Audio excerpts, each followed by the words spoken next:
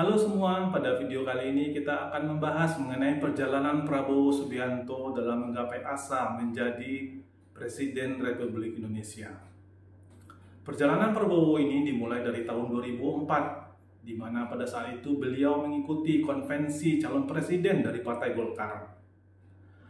Pada konvensi tersebut diikuti oleh 5 orang kandidat, yaitu Akbar Tanjung, Surya Paloh, Wiranto, Prabowo, dan Abu Rizal Bakri. Konvensi ini berlangsung dalam 2 tahapan. Tahapan pertama yaitu Akbar Tanjung dapat 147 suara, Wiranto 137, Abu Rizal Bakri 118, Surya Paloh 77, dan Prabowo 39. Dan Prabowo mendapat suara terkecil. Lanjut ke putaran kedua antara Akbar Tanjung dan Wiranto yang akhirnya dimenangi oleh Wiranto sebesar 315 suara dan Akbar Tanjung 227 suara.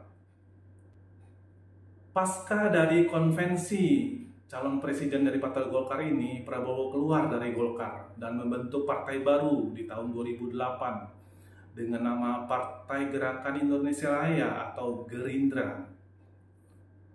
Tahun 2009 pada pemilu, Gerindra digandeng oleh PDI Perjuangan, dalam hal ini Megawati Soekarno Putri, yang mencalonkan sebagai calon presiden dan mengajak Prabowo menjadi calon wakil presiden. Pasangan ini harus menghadapi petahana yaitu SBY Budiono dan JK Wiranto. Hasil akhir dari pemilu 2009 dimenangi oleh petahana SBY Budiono sebesar 60,80% suara, kemudian Megawati Prabowo 26,79% dan JK Wiranto 12,41% suara. Prabowo dan Megawati kalah dalam pemilu 2009. Pemilu 2009 ini meninggalkan catatan sendiri bagi Prabowo dan Gerindra, di mana ternyata di pemilu 2009 ini ada kesepakatan batu tulis yang ditulis antara Prabowo dan Megawati yang isinya kira-kira tahun 2014 PDI Perjuangan dan Megawati akan mendukung Prabowo sebagai calon presiden di tahun 2014. Pada pemilu tahun 2014, Prabowo kembali ikut bertanding di mana lawannya akan dihadapi adalah The Rising Star pada saat itu, yaitu Gubernur DKI 2012 sampai 2017, yaitu Joko Widodo, yang pada saat itu popularitasnya dan elektabilitasnya sangat melambung tinggi. Pada pemilu 2014 ini hanya diikuti oleh 2 pasang calon, yaitu Prabowo Hatta dan Jokowi JK. Prabowo Hatta membuat koalisi yang dinamakan dengan Koalisi Merah Putih. Kemudian koalisi dari Jokowi JK itu Koalisi Indonesia Hebat. Koalisi Merah Putih ini terdiri dari Gerindra, PAN, P3, Golkar, PKS, dan PKB. Nah, seperti kita ketahui, Prabowo kalah dalam pemilu tahun 2014 ini dengan suara 46,85%. Kemudian Jokowi JK mendapatkan kemenangan sebesar 53,15% suara.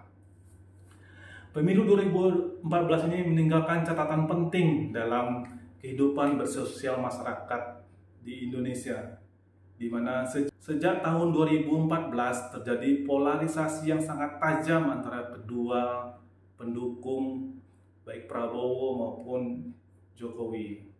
Sejak saat itu mulai muncul istilah cebong dan kampret. Perseteruan terjadi juga pada pemilu tahun 2019. Prabowo kembali bertarung di tahun 2019. Tahun 2019, Prabowo menggandeng Sandiaga Uno sebagai calon wakil presidennya dengan nomor urut 02. Sementara lawannya adalah petahana yaitu Jokowi Ma'ruf. Hasilnya Jokowi Ma'ruf menang 55,5% suara dan Prabowo Sandi 44,50% suara. Pada pemilu 2019 ini, Prabowo didukung oleh Gerindra, PKS, PAN, dan Demokrat. Nah, tahun 2019 telah berlalu, meninggalkan catatan juga bagi para pendukung Prabowo, di mana pada sebelumnya Prabowo begitu lantang menantang Jokowi, malah di kabinet dari Jokowi yang kedua, Prabowo ikut bergabung menjadi Menteri Pertahanan Kabinet Jokowi. Begitupun wakilnya yaitu Sandiaga Uno menjadi Menteri Pariwisata dan Ekonomi Kreatif. Sepertinya ini adalah rekor sendiri yang dilakukan oleh Jokowi, di mana lawannya di Pilpres malah menjadi bawahannya dalam pemerintahan. Nah, bagaimana dengan tahun 2024? 2024 nama Prabowo masih moncer di banyak survei yang dilakukan oleh lembaga survei. Prabowo masuk dalam strata teratas di tiga calon atau 3 nama yang selalu unggul dalam survei-survei calon presiden. Di samping Prabowo juga ada Ganjar Pranowo dan Anies Baswedan. Mirip dengan tahun 2014, di mana pada saat itu Prabowo berhadapan dengan Jokowi yang merupakan orang yang dia dukung sebagai calon gubernur DKI tahun 2012.